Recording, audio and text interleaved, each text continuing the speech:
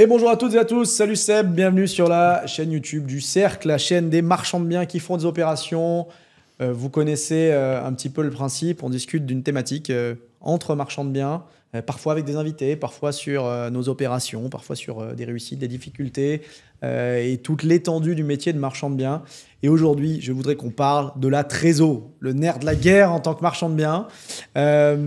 Donc, pas mal de questions j'aurais à te poser sur comment gérer, comment s'organiser, comment on débute avec un montant X d'apport, comment on peut gérer plusieurs opérations. Enfin, on va dérouler tout ça. Si tu le veux bien, Seb, est-ce qu'on peut y aller? Avec plaisir, bonjour à tous. Eh ben, écoute, ma première question, c'est est-ce que tu penses qu'il est plus important de bien gérer sa trésor ou d'être un bon technicien marchand de biens? C'est quoi pour toi, tu vois, le plus important des deux? Ouais, alors là, je pense que je vais me faire des ennemis. Après, je pense qu'il y a des...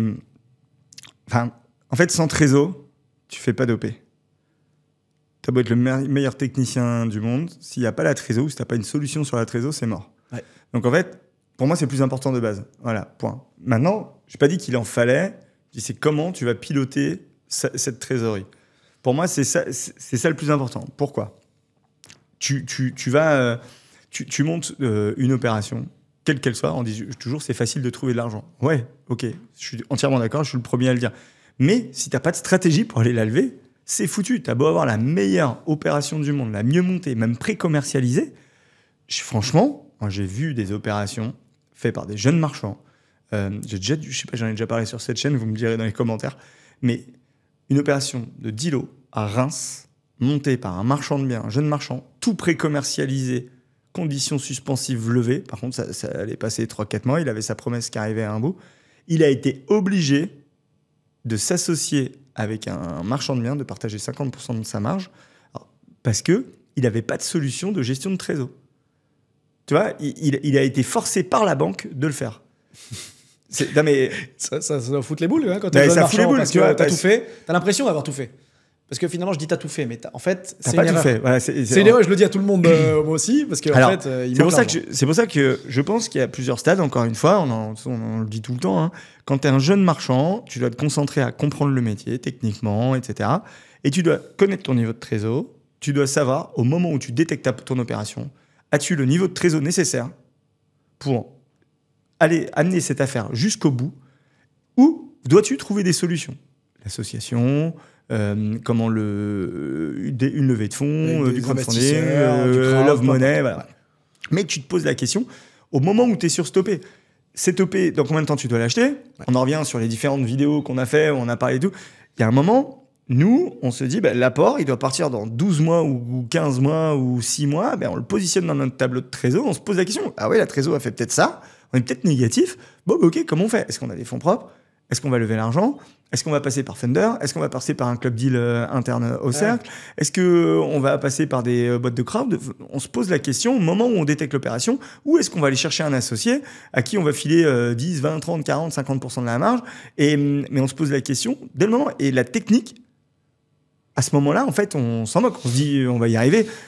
C'est dégueulasse ce que je veux dire, mais c'est qu'un bon technicien, ça s'achète en fait. Hein. Tu peux embaucher un bon technicien et... C'est très cash, mais c'est très frais. Non, mais moi je l'ai mal vécu parce que quand j'étais... Enfin, moi, je suis ingénieur bâtiment de base et on bossait chez Bouygues, on faisait des belles opérations. On avait l'impression que c'était grâce à nous que la boîte était la meilleure du monde. Et je parle de même mes collaborateurs que j'ai aujourd'hui en boîte de maîtrise d'œuvre, mon associé. Et en fait, on se rend compte que nous, on touche à 1, 2, 3% de la marge, quoi. Et donc, en fait, oui, on peut faire des bêtises, machin, mais quand c'est bien piloté, voilà, tu vas toucher 1, 2, 3% de la marge. Et quand on n'est plus là, on reprend quelqu'un qui va gérer la technique. Donc, par contre, il faut la connaître pour pouvoir la déléguer. Attention, voilà. Mais par contre, quand ça c'est bien fait, comment tu vas piloter cette partie financière? Et ça, en fait, pour moi, alors, c'est beaucoup plus important à terme de savoir piloter sa trésorerie que de savoir piloter son opération. C'est-à-dire que toi, en tant que chef d'entreprise, tu dois maîtriser les risques de l'entreprise et il est plus facile de mettre quelqu'un en place pour piloter la technique avec un reporting que de mettre quelqu'un en place pour piloter ta trésorerie. Parce que quand il n'y a pas de trésorerie, il n'y a pas de trésorerie. Ouais, c'est beau avoir embauché quelqu'un, quand il n'y en a pas, il n'y en a pas. Ouais, exactement. Donc ça, je suis vraiment d'accord avec toi. Et plus le temps passe et plus tu t'en rends compte parce que, en fait, entre guillemets, au moindre aléa, souvent, le problème, un retard de chantier, c'est 1 mois, 2 mois, 3 mois, c'est pas très grave en fait. Entre guillemets, ça peut se gérer. Il manque 50, 100, 150 000 euros dans la boîte pour payer les intérêts bancaires, pour payer tes artisans. Là, c'est foutu, quoi. C'est complètement bloqué. Mais en fait, il y a plein d'opérations qui ne sont pas allées au bout, qui étaient très rentables, mais parce qu'ils sont tombés en cash squeeze. Il y a même des entreprises en général, autres que du marchand, qui faisaient 200 000 – 300 000 euros de résultats. Simplement, ils avaient des retards de paiement. Ils ont commencé à faire de la facturage, faire plein de trucs, faire plein de leviers pour prendre de l'argent. Sauf que ça leur coûtait très clairement de l'argent. Il y a eu un dépôt de bilan d'un des clients, il y a eu ci, il y a eu ci, il y a eu ça. Et à un moment, la boîte, même si elle est rentable, elle dépose le bilan parce qu'elle n'a plus de trésorerie. Et ça, en fait, c'est vraiment quelque chose qui est négligé, même encore trop, je pense, au sein du cercle. Et j'insiste lourdement là-dessus à chaque événement, Worksday ou atelier quand je suis là. Parce que les gens ne se rendent pas compte que dans le cadre de leur accélération, quelle qu'elle soit, de passer de 1 à 3 OP ou de passer de 5 à 10 OP, c'est le nerf de la guerre. Ouais. Et aujourd'hui, c'est peut-être de se dire, je sais que je suis négatif dans 6 mois ou dans 1 an, j'ai une stratégie, je la mets en place, mais tu crois que les gens ils vont prêter de l'argent à qui ? À quelqu'un que tu as embauché qui va aller se battre pour toi ? Non, là c'est le patron qui y va. C'est toi qui te mets en avant, c'est toi qui dois dire, vous faites confiance à moi. Et ça fait partie de ton métier et tu n'as pas le choix en fait. Donc, encore une fois, nous, tu vois, c'est pour ça qu'il y a différentes stratégies. Je pense que quand tu débutes, en toute honnêteté, quand tu débutes, moi je pense qu'il vaut mieux s'associer même si c'est frustrant. Il faut, alors peut-être pas sur une petite OP, des petites OP, tu lèves l'argent, club deal, ce qu'on fait nous en interne, les gens donnent un beau rendement avec une opération bien montée, ça passe bien, etc. Mais dès que l'opération, même sur une première opération, elle est un peu grosse, faut s'associer pour mesurer les risques. Pour s'assurer de ne pas aller au carton sur sa première opération. L'opération de Valentin, je crois qu'elle est sur la chaîne YouTube. Ouais. Je vous invite à aller la voir, vraiment, vous verrez. Plein neuf, là, vous voyez, c'est un immeuble à la découpe, enfin, des lots de copropriété déjà existants, mais des appartements qu'on découpe, et il s'est associé avec nous. Et c'est une super opération. D'ailleurs, le premier truc que la banque lui a dit quand il est allé la voir et qu'il a envoyé le dossier, c'était trop gros pour vous. Ouais, et en parlant de Valentin, parce que peu d'historique, peu d'opérations, etc. Donc il faut s'adosser, même si elle a eu d'autres raisons pour refuser la banque, mais on a trouvé d'autres solutions. Mais voilà, on a une gestion de la trésorerie, on a trouvé des solutions. Et c'est ça, et justement, et nous, la première chose qu'on a fait là-dessus, je prends ce cas-là, c'est un cas vraiment concret. Moi, on est arrivé, Valentin est arrivé avec l'opération, en disant moi, je cherche des gens pour m'accompagner sur la trésor et sur la technique. Ouais. Toi, tu l'as vachement accompagné sur ces parties-là. On a fait faire des audits très rapides pour sécuriser l'opération, pouvoir aller lever des fonds plus facilement. On a lancé la pré-commercialisation rapidement avec différentes stratégies. Stratégie directe, stratégie MaPrimeRénov qui est en cours. Comment l'audit qui confirme des prix de sortie qui nous permet très facilement après d'aller lever des fonds chez des organismes qui sont un peu moins chers que les crowdfunders mais un peu plus chers que les banques. Et on va peut-être sûrement même lever l'apport peut-être un jour sur cette OP, on n'en sait rien. Mais en tout cas, on a une stratégie claire pour se dire quoi qu'il arrive sur cette OP, on va y arriver, sachant que dans notre courbe de trésor, l'apport est déjà mis. Enfin, en fait, c'est déjà prévu, on va faire que améliorer la courbe de trésor. Et ça, en fait, je trouve que c'est au chef d'entreprise, quoi qu'il arrive, de le gérer. Ouais. Mais du coup, ça sort, entre guillemets, un peu, pour certains marchands, de leur préoccupation première, qui est l'opération, alors que ça devrait venir très, très vite. Et ça devrait être... peut-être pas au tout début de l'opération. Au début, il faut un petit peu réfléchir, comment on va la mener, comment on va la monter, qu'est-ce qu'on va y faire, etc. Est-ce que le BPI passe ? Mais je suis d'accord avec toi que très vite, et moi, ce que je regarde souvent au démarrage, avec un financement, entre guillemets, classique, où on va mettre 20-25% d'apport, peut-être un peu plus, peut-être un peu moins. C'est quoi le montant d'apport et à quelle date je dois acheter ? Et effectivement, je l'intègre directement dans le tableau de trésorerie. Ouais, et dans le logiciel qu'on a pour suivre la trésor. Et si je me rends compte que ce montant-là, je ne l'ai pas de dispo, ou je me rends compte que c'est potentiellement un pourcentage important de mes fonds propres ou des fonds de la boîte, on va peut-être s'associer, on va peut-être trouver des solutions. Et là, on réfléchit comment faire. Exactement. Et là, il y a plein de choses à faire. Et si l'opération, elle est risquée, on se rend compte qu'en fait, elle n'est pas aussi simple qu'on l'avait vu de base. Donc, je sais pas, par exemple, on a 12 mois pour la monter. Au bout de 3-4 mois, on se rend compte que c'est pas si simple que ce qu'on s'était dit au moment où on a eu l'offre acceptée. Mais quand on va chercher les acteurs pour la commercialisation, ça va peut-être être plus complexe. On se rend compte que notre niveau de prix de revient, il va peut-être pas être celui-là qu'on avait attendu. On se dit, voilà, notre retour sur investissement sur fonds propres, il est pas ouf. Est-ce qu'il faut pas trouver de nouvelles solutions ? pour pouvoir dérisquer cette opération en fait, et avoir un retour sur investissement qui est quand même bon. On a eu le cas plusieurs fois. Ouais, tout à fait. Et ça, du coup, pour moi, ça se fait avec des outils. On a commencé, nous, dans le cercle, avec des tableaux Excel, plus ou moins compliqués suivant le niveau où tu en es. Parce que quand tu débutes, tu vas pas commencer à te faire chier avec des tableaux Excel hyper compliqués, société, filles, à l'IR, à l'IS. Enfin, je vois bien, on avait fait un truc hyper compliqué dans le ça cercle. pouvait être une usine à gaz un petit Bah peu. ouais, il y avait 10 personnes qui l'utilisaient parce que pour les autres, c'était trop compliqué, ça les emmerdait, du coup, ils le faisaient pas.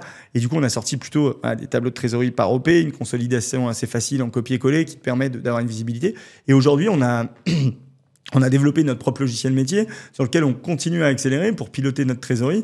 Et ça, en fait, je pense que c'est le nerf de la guerre parce que même quand tu vas chercher un investisseur avec toi, lui montrer que tu as professionnalisé ton approche, lui montrer que tu sais où tu vas. Alors, on a parlé justement des outils de défisque, etc. Là, c'est encore pire. C'est-à-dire que tu es obligé d'avoir un tableau de trésorerie dans ton opération parce que, suivant tes ventes, etc., tu obtiens ta GFAP et tu vas chercher un financement par rapport à tes ventes, par rapport à ce que tu as touché et par rapport à ce qui te reste à financer. Ouais. Et ça, c'est obligatoire. Ouais, non, c'est hyper important. Ça permet de savoir où tu en es, même si tu as plusieurs opérations. Et après, il y a des stratégies pour aller lever, que ce soit l'apport, que ce soit des montants complémentaires, que ce soit la totalité, que ce soit aller chercher des acteurs de financement un peu différents, etc. Ça, c'est des solutions, en fait.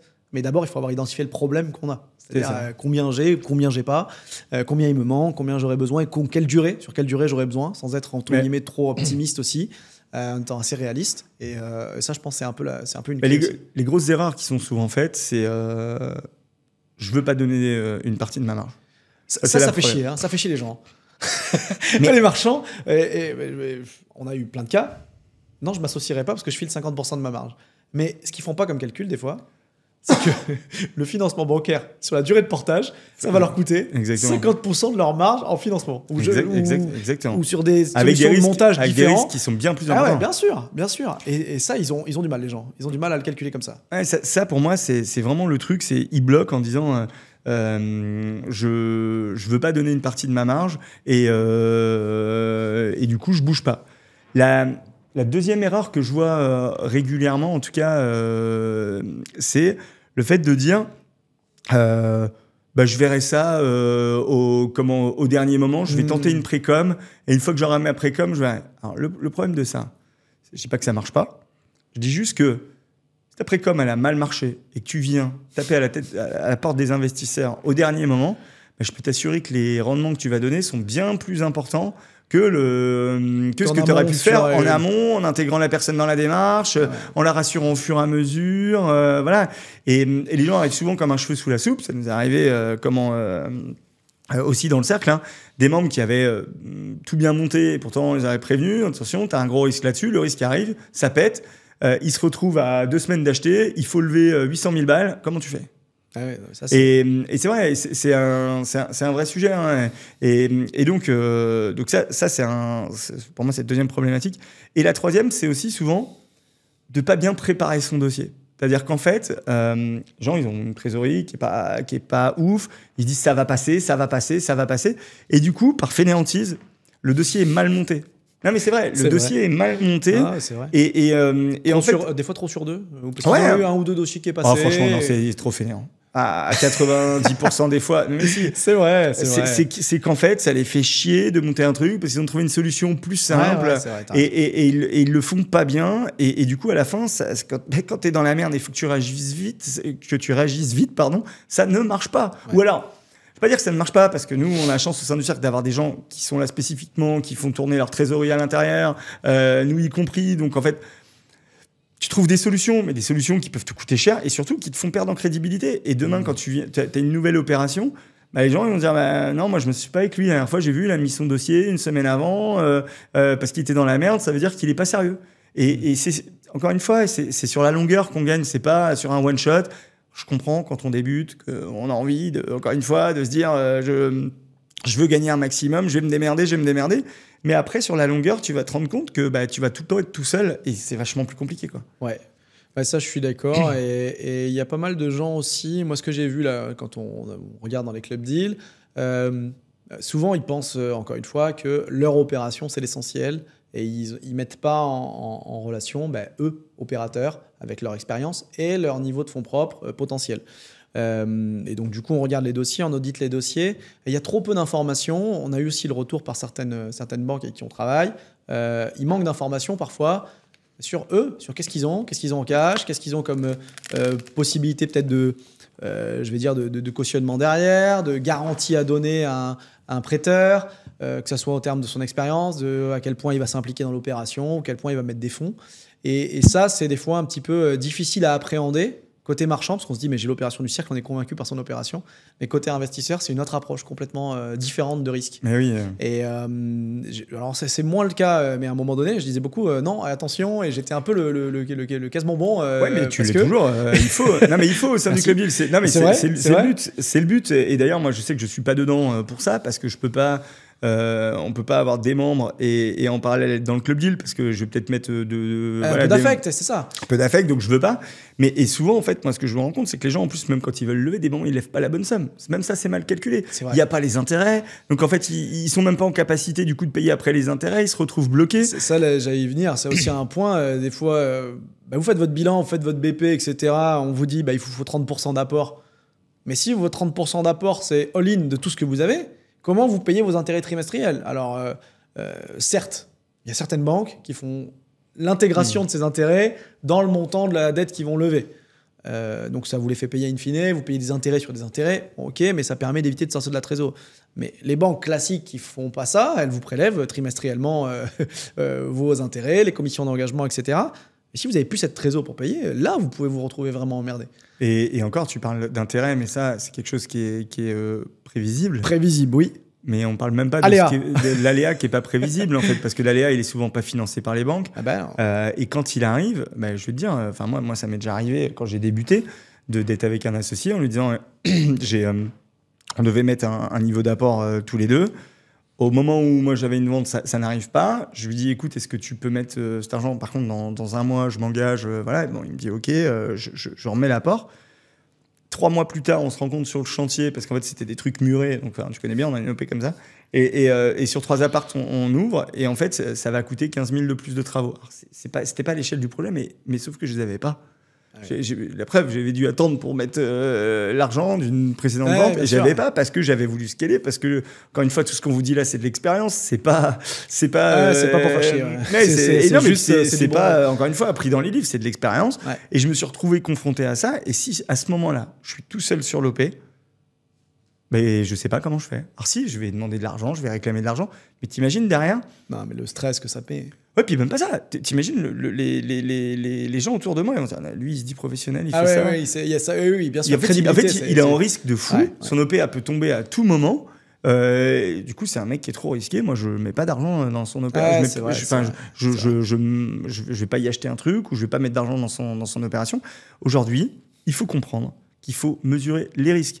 Et le risque de la trésorerie est un risque. C'est même le risque numéro 1 de l'opération. C'est majeur. Il te fait planter ta boîte. C'est-à-dire qu'en fait, toutes tes opérations. J'aime bien dire ça, c'est dans le montage, il faut dérisquer au moins 80% de l'opération. Et souvent, les gens dans le montage, ils se disent, c'est ma précom. Alors oui, c'est vrai, une précom bien menée va te dérisquer, voilà, mais le niveau de trésorerie, et en plus en ce moment, les banques, même les crowdfunders, tout le monde vérifie d'où viennent les fonds propres. Attention, c'est plus tu te débrouilles, ça arrive de je sais pas d'où, et c'est bon, j'ai l'argent. Maintenant, ils font une vérification sur les fonds propres. Donc, il va falloir que tu t'expliques. Donc, quand c'est un associé, tant mieux. Quand c'est de la love money, ils aiment moins. Si c'est un crowdfunder pour une banque, souvent maintenant, c'est fini. Terminé. Donc il faut vraiment avoir une stratégie dès le démarrage, parce que t'imagines... Enfin, les gens, ils veulent absolument garder leur marge. Mais c'est pas encore plus dur de se dire à la fin, je suis obligé de laisser mon OP. T'as tout monté, tout est prêt, tout est bien fait. Puis là, tu as un autre marchand qui va te dire, bon, merci mon bonhomme, j'ai plus qu'à reprendre, je te file un billet d'apporteur d'affaires. S'il le file, parce qu'il est sympa. Oui, voilà. Et puis tu passes à autre chose, et tu as bossé pour rien. Tu t'as rêvé d'avoir 200 000, puis tu te retrouves avec 10 000 euros, ou 15 000 euros, ou 20 000 euros. De perdu, peut-être même, parce que tu as peut-être dépensé. Si tu n'as pas touché. Ouais. Donc encore une fois, pour en venir à la question de base, pour moi, la gestion de trésorerie est plus importante que la gestion de l'opération, même si, attention, la gestion de l'opération est aussi très importante. Bien sûr. Mais pour moi, c'est plus important. on peut avoir une gestion moyenne de l'opération, mais pas une mauvaise gestion de la trésorerie. Ouais, parce que sinon, vous allez peut-être marcher une fois ou deux, puis à un moment donné, à terme, ça risque de se casser la figure. Donc ça rejoint pas mal d'autres vidéos aussi qu'on avait fait sur le sujet. Et si on va juste un poil plus loin, tu penses que dans une assoce, globalement, avec quelqu'un qui te permettrait d'être plus serein sur ta trésorerie et sur ta santé financière, entre guillemets, parce que souvent, on a des marchands qui arrivent et qui nous disent j'ai une OP, ou des agents immobiliers j'ai une OP, super, etc. Associe-toi avec moi, j'ai tout fait en fait. Ah oui, ce serait presque un autre sujet de vidéo, mais pour dire, vu qu'on trouve à quel point c'est important la gestion de la trésorerie, l'apport des flux financiers, des frais financiers, enfin pas des frais financiers, des finances, mais comment tu répartirais ça et comment tu penses que c'est? Pour moi, il y a plusieurs questions-réponses là-dedans. La première, c'est que quand tu débutes, le fait d'avoir quelqu'un avec toi, qui est à côté de toi, c'est presque obligatoire. Sur une OP qui te dépasse, bien sûr. Financièrement ou opérationnellement? Les deux. Les deux, je pense, pour dormir tranquille, pas avoir de stress. Donc, je pense que voilà, ça, c'est obligatoire. Ensuite, quand tu as avancé, tu commences à avoir des gens qui vont te dire, tiens, justement, comme tu dis, j'ai un agent IMO ou un pote qui arrive avec une affaire. Tiens, j'ai une super affaire. Alors, les super affaires, hein, déjà, c'est souvent pas le cas parce qu'ils l'ont proposé à tout le monde. Mais bon, ils arrivent avec leur super affaire. Toi, tu prends, tu modélises et tu lui demandes c'est quoi sa modélisation. Parce qu'en fait, les gens arrivent souvent avec une super affaire, ils veulent tout partager, ils veulent pas partager les risques et surtout, ils n'ont aucune connaissance ni opérationnelle ni de trésorerie à mettre dedans pour y arriver. En fait, tout ce qu'on vient de dire là, la personne, elle sert à rien. Ouais. Elle est au développement, elle met des gens en relation, elle prend un billet et elle se casse. Et il y a un moment, c'est tout, c'est comme ça, c'est la vie. Donc, ils s'en rendent pas compte souvent, ces apporteurs. Ouais. Parce qu'en fait, ils s'estiment plus impliqués. Mais comme tu le dis, je pense que le risque principal, c'est le risque de celui qui a mis l'argent et de celui qui met ses cautions. Quand on signe tous les formé, cautions, ça fait 5 ans que toi, tu prends de l'expérience, tu as compris comment ça marche et tu vas... bien sûr, en plus, il t'amène l'opérationnel, bien sûr, effectivement. Non, mais voilà, donc de comment il y a un faire. moment, la Légion, il faut qu'il sorte. Ensuite, il y a l'autre truc, c'est-à-dire quand tu as beaucoup avancé, est-ce qu'il est intéressant de s'associer régulièrement? Je pense que quand tu as passé un cap, tu dois identifier ton niveau de fonds propres, en mettre une partie en association, parce que tu apprends toujours, déjà en association. Tu apprends en bien ou en mal, d'ailleurs. Et tu apprends, ça te permet de diversifier tes moyens, les secteurs, d'avoir un flux d'opérations un peu constant. Par contre, il y a un moment, il faut quand même absolument avoir un retour sur ses propres fonds propres, sur une partie en tout cas, de se dire que ceux-là, je les investis à bon escient. Je les fais tourner un minimum à 1x2 chaque année, etc. Donc ça, pour moi, on pourrait faire un 30-30. Et la troisième partie, qui est soit une consolidation, tu vois, de tes fonds propres, c'est-à-dire que tu as de l'argent disponible pour aller faire une opération, tu vois, si besoin, ou qui va être mis sur des différents placements. Mais quand tu cumules ça, encore une fois, dans l'esprit de dérisquer, ça te permet d'avoir, tu vois, avec des associés, des flux d'opérations, puis un jour des opérations de plus en plus grosses. Et même toi, des moments où tu vas détecter une très grosse opération, tu vas dire, j'aurais pu la faire dans la case moi tout seul. Mais non, attends, moi j'ai du flux, je maîtrise une marge, je maîtrise un chiffre d'affaires. Celle-là, on va appeler ceux avec qui on s'est associé d'habitude, ça marche bien. J'ai identifié des gens avec qui ça marche bien, mais ça, tu le trouves pas du jour au lendemain. Ça se fait parce que tu fais des expériences et tu fais des opérations. Exactement, étape par étape. Et voilà. Et en fait, ça, pour moi, c'est une gestion entrepreneuriale de ta trésorerie une fois qu'elle est consolidée. Parce que du coup, tu es globalement sûr de faire 70% de ton chiffre d'affaires, en tout cas ta marge chaque année, dérisqué. Dès que c'est risqué, tu pars en association. Dès que c'est vraiment solide, tu maîtrises, tu l'as fait toi-même. Tu as gardé de l'argent pour aller faire des flips, achat-revente dans la journée, pas besoin de banque, tu fais ton truc en aller-retour. Okay. Et ça, en fait, pour moi, en tout cas, c'est la bonne gestion entrepreneuriale de la trésorerie. Mais encore une fois que tu es avancé. Par contre, là-dedans, tu te dis pas je m'associe avec n'importe qui. Encore une fois, on revient au point numéro 2.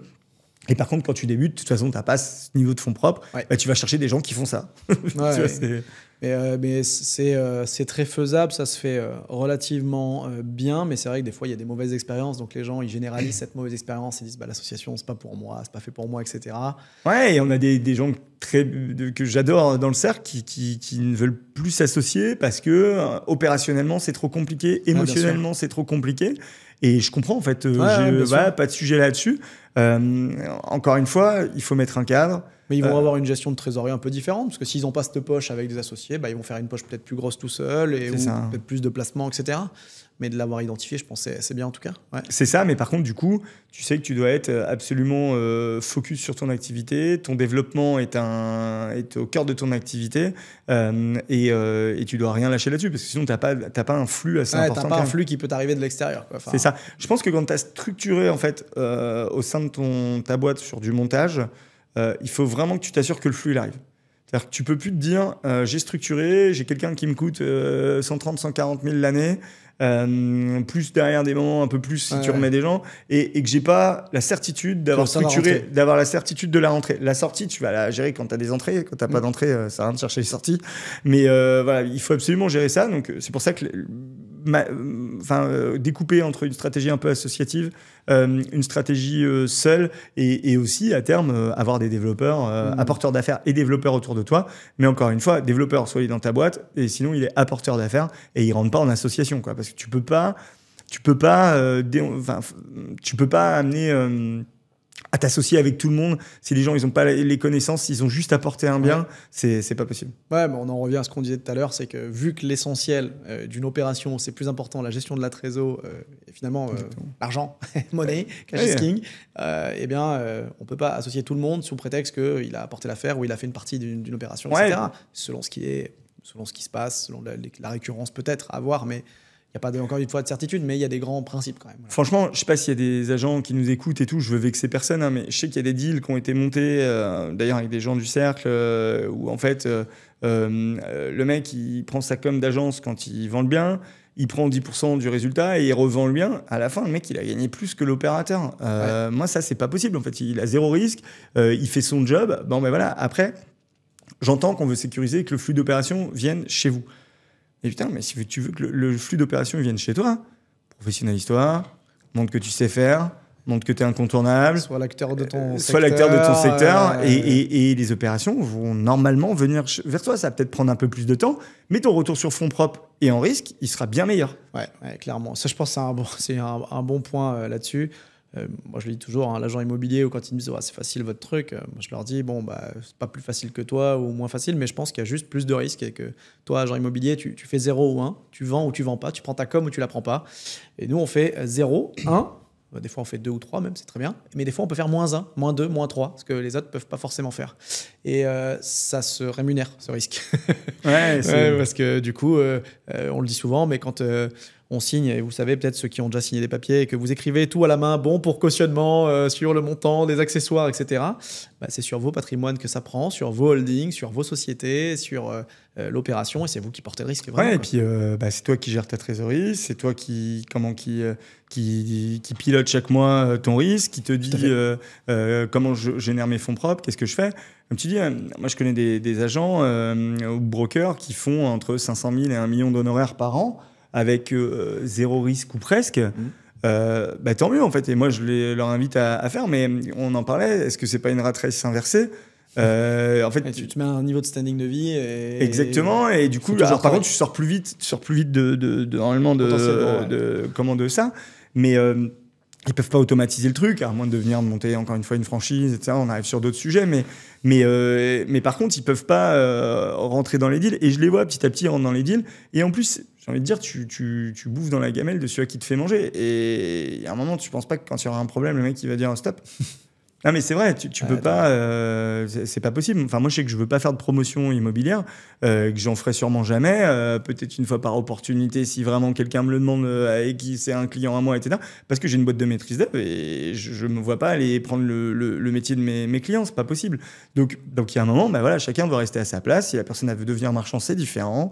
Quel niveau de fonds propres tu as, quel niveau de risque tu as, qu'est-ce que tu vas faire sur l'opération, et là après c'est ok quoi. Ok, très clair.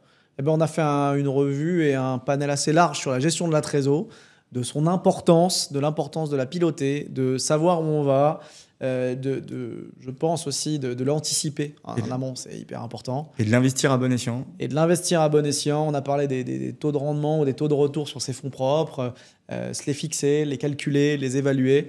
Et puis, ça vous permettra d'être beaucoup plus serein et de piloter vos boîtes, vos opérations et d'éviter ce qu'on redoute potentiellement toutes et tous. Si on ne pilote pas sa boîte, c'est de déposer le bilan, de liquider les boîtes de marchands.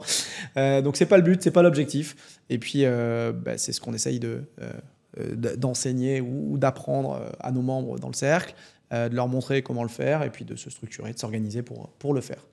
Des questions, des remarques ? Écoute, non, c'est parfait. Et ben voilà. À très bientôt sur la chaîne YouTube du Cercle. Vous vous abonnez, vous likez, vous commentez. Tout ça, vous connaissez. On se retrouve pour de prochaines vidéos. Si vous avez des sujets qui vous intéressent particulièrement, vous les mettez en commentaire. On lit les commentaires, on y répondra. Et puis, on tournera des vidéos s'il y a des sujets qui nous intéressent également et qui pourront intéresser toute la communauté. À très bientôt. Merci de nous suivre et à bientôt. Salut, bye bye. À bientôt.